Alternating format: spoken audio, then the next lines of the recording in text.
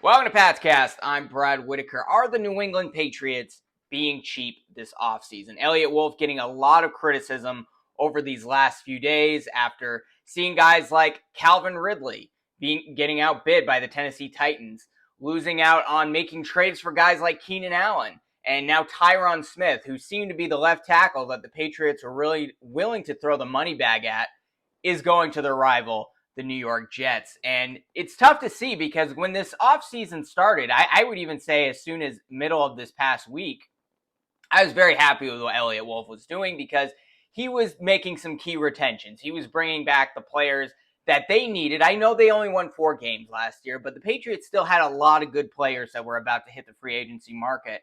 And they brought back nearly everyone. Michael Wenu, going to be a solid right guard, right tackle for years to come. Was probably the best on the market. They brought him back. Kendrick Bourne, they may have overpaid a little bit, but has been one of the few reliable weapons they've had on offense. I don't want him to be a number 1 or a number 2 guy, but at 3 or 4, it's good to have Kendrick Bourne back. Hunter Henry was one of the big ones, right? Hunter Henry was probably the second best tight end on the market to Dalton Schultz. Schultz went to Houston. The Patriots were able to bring back Henry on a fairly decent contract. I think they're actually paying him a little less than his last contract. Yeah, he's a little more up there in age, but he's a team captain, a good leader in the locker room. Good to see him back. Kyle Duggar with the transition tag. We'll see how that plays out, but I would expect the Patriots to match whatever offer he receives, and I don't think he's getting a lot out on the market there, so he'll be back. Anthony Jennings, really underrated defensive player. Josh Uche got him back on a 1-year team-friendly prove-it deal. Expect an expanded role from him because he was really just kind of a third down guy. And then Alex Austin, some depth at corner, not as excited about that. Jalen Reagor, not as excited about that, but can add something to special teams. And they only really lost 4 key guys, and 2 of those I'm only a little upset about.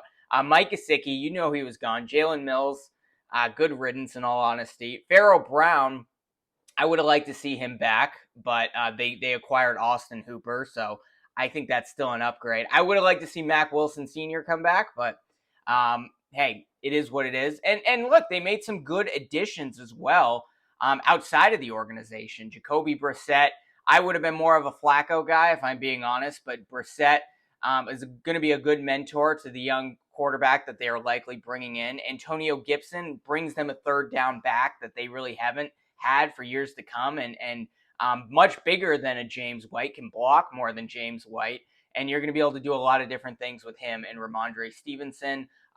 Okorafor kind of adds some depth to the offensive line. He's not going to be a real game changer, but you can have him if you need him. Certainly going to be better than Calvin Anderson or Vidarian Lowe or some of these guys we've seen get a lot of playing time when the O-line's been banged up. I really like the Nick Leverett signing from Tampa Bay. He's a guy that actually played not just guard protecting Tom Brady. They kicked him over to tackle at times, including during a playoff game. Go watch the tape. He looks pretty good. I think Leverett might actually be a week 1 starter if they can't figure out the tackle situation. Taki at linebacker, going to replace Mack Wilson, is much better in coverage than Mack Wilson. I think that was a good pickup. Armin Watts, some depth to the defense, and I like Austin Hooper because he's a pass catcher and a good blocker, which he's really developed the last few years. But that all kind of happened middle of last week, right? And I saw that and said, look, I think this is off to a good start, but there's no big splashes yet. We'll see what happens with Calvin Ridley.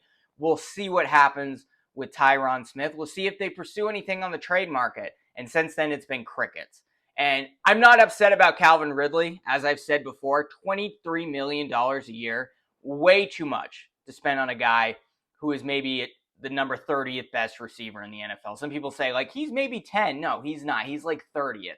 He's not a number 1 for all the good teams in the league. I'm okay with not getting Calvin Ridley, but I wanted to make up for that somewhere else, which they haven't. So then I see Keenan Allen go to the Chicago Bears for a 4th-round pick, and I'm going, we couldn't have offered him a third. We could have offered them a 4th, and it would have been a better pick.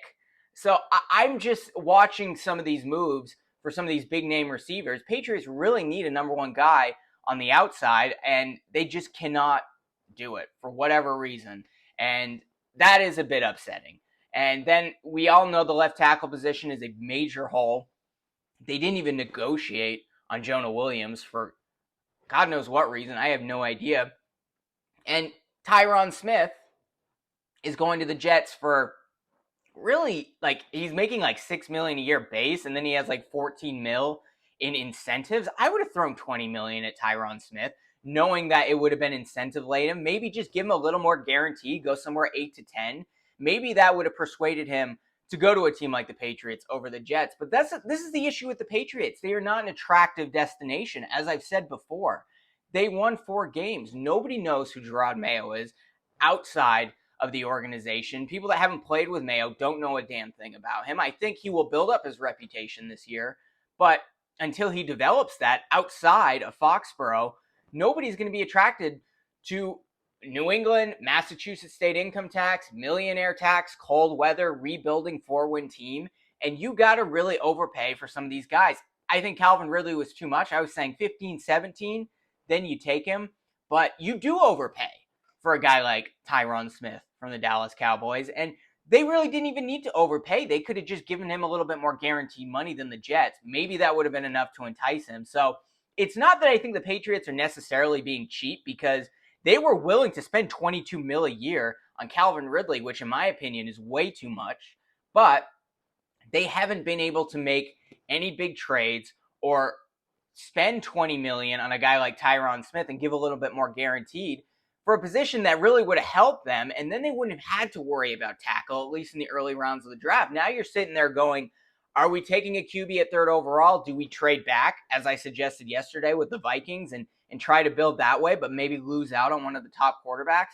You got to address QB, tackle, and wide receiver, maybe wide receiver twice in the first 3 to 4 rounds, and hit on all of those. And even then, that just makes you like a 500 level team. So it's tough to see. I hope the Patriots are still looking at getting a number 1 receiver somewhere in the trade market, whether it's a T. Higgins. I know they've expressed interest there. Brandon Ayuk, I'm not sure he's going to be traded. One of these guys. And you know, there is the Vikings trade that they could do. Maybe they go after Justin Jefferson. I don't think the Vikings want to trade him because they don't have to pay Kirk Cousins, so they'll pay Jefferson and bring in a young QB. But look, they only have 1 year left of him. If the Patriots are willing to spend 30 mil in a year extending a guy like Jefferson, and Jefferson's willing to do it, and then you can get the 11th and 23rd overall pick as well, that's a worthy deal in my opinion. But then you're getting one of the second-tier quarterbacks. So they're in a tough spot, and it looks right now the Patriots just kind of have to rebuild through the draft, and you got to hit on all those picks. And historically, the Patriots have not hit on those picks, but Belichick's out. So maybe Eliot Wolf is doing the slow-moving Packer way, and we just got to be patient. So I'm not calling him cheap, but I'm saying he's not opportunistic enough. And that is the real issue. Now, there still are some wide receivers on the market that may be able to move the needle a little bit. Mike Williams suffered a torn ACL in week 3 of last season, but when healthy, really can be a decent deep threat, has some size to him. If he's on the field, he's a guy I think is worthy of 10 to 12 million. I know some people have said he's more like 8 million, but again, the Patriots have to overpay to bring guys to New England.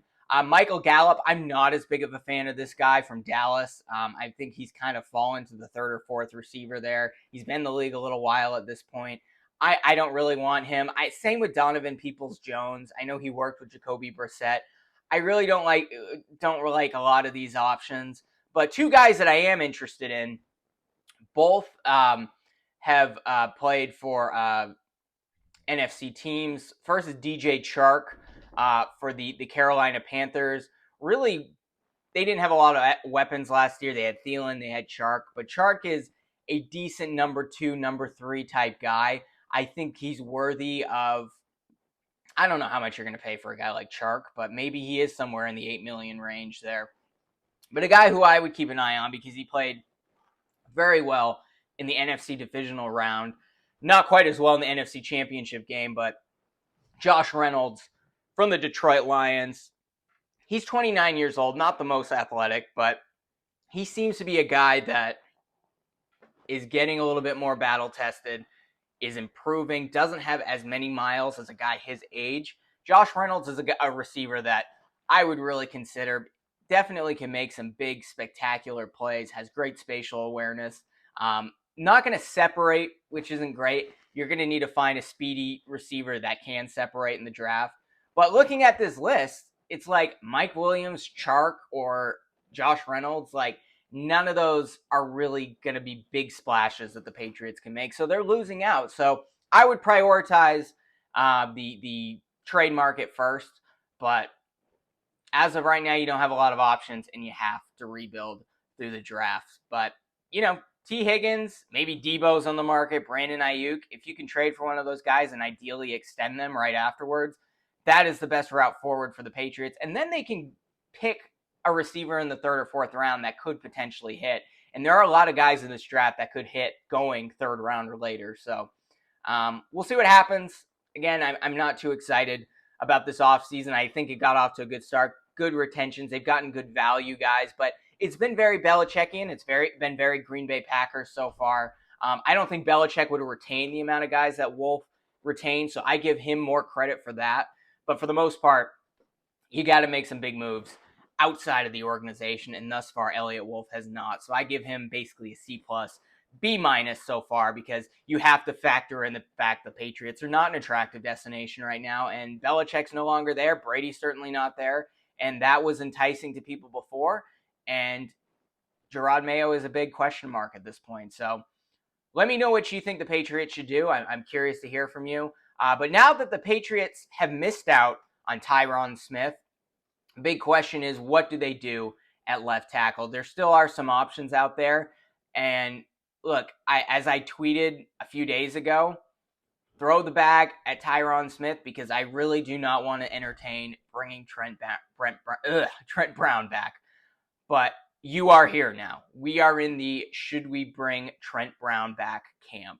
And I think at this point you got to do it, unfortunately. Now, I know Trent Brown said he didn't want to come back to the Patriots. He was basically benched at the end of the season, really was putting in low effort, showed up to training camp overweight, lost the weight pretty quickly. Like, he can cut very, very well. Like, it was quite surprising how quickly he got into shape. But then once things started unraveling in the locker room, Trent Brown really checked out. But look, Bill Belichick isn't there anymore. The issues were Belichick with Trent Brown. So maybe that changes a little bit with Gerard Mayo. So that's why I think, look, you're probably going to be able to bring him back at value because outside of the Patriots, when he left before, he didn't do a damn thing. So I think the Patriots probably can get him for fairly cheap for a decent left tackle, at least when healthy, when he actually cares. And maybe he cares a little bit more with a player-friendly coach like Gerard Mayo.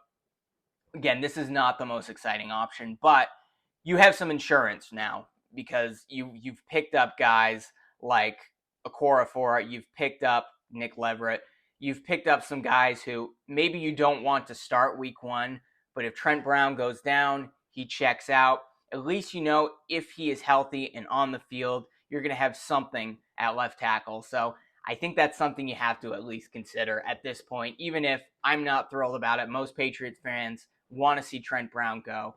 But that's where we're at now because they were not able to get Tyron Smith and they were not able to get Jonah Williams. And unless they're taking a tackle in the first round and they trade back, it's kind of hit or miss. Yeah, there's going to be a few good tackles at the top of the second round that they could take at 34th overall.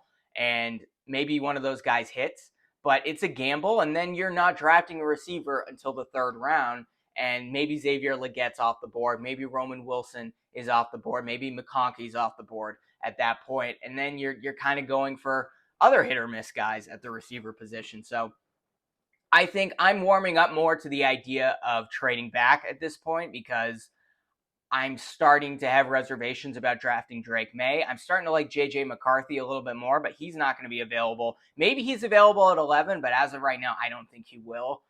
And then you're looking at Penix, or you're looking at Nix, or you're looking at Radler, or you're looking at the kid from FSU. And I kind of like all those guys, but they're all gambles. And Jacoby Brissett is not a franchise piece.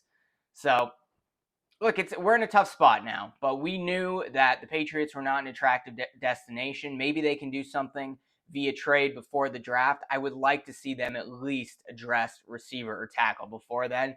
Then you go into the draft with a little more confidence, with a little less needs, and then you can start cooking with gas. But until then, I'm a little bit worried, and it looks like we're going to be rebuilding next offseason, probably going into it with a lot of cap space because they haven't been able to spend it and attract high-profile free agents. But let me know what you think the Patriots should do. Be sure to like this video, subscribe to this channel, share it with your friends, and thank you. Best performing video, best performing podcast went out yesterday talking about the Patriots potentially trading back with the Vikings. Really like hearing the comments, whether you agree or disagree. This channel's really starting to blow up, and I thank you for that. But be sure to continue liking, continue subscribing, and let's build this up because this is starting to turn to something where it's a decent side hustle for me. Not going to quit my day job anytime soon. Definitely not. But I really enjoy doing this. And I thank you for your subscriberships, for your likes, and excited to see where we can go with this thing heading into the draft, heading into training camp, and heading into next season. It's been fun. I'm enjoying doing it. And I thank you for that. We'll be back next week or maybe even sooner if there's more Patriots breaking news. But until then, I'll see you later.